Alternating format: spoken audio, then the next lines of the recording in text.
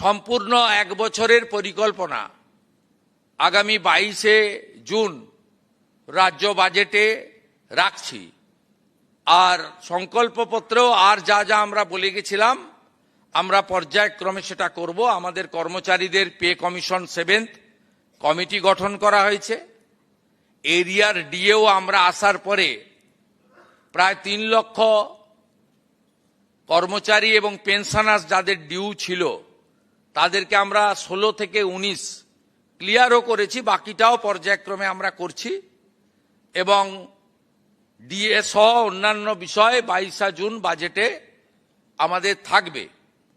আমরা এটাও আপনাদের মাধ্যমে এবারে কর্মচারী শিক্ষকদের বড় অংশ তারা কিন্তু স্বচ্ছ নির্বাচনের ক্ষেত্রে গণতন্ত্র রক্ষা করার ক্ষেত্রে এগিয়ে এসেছেন।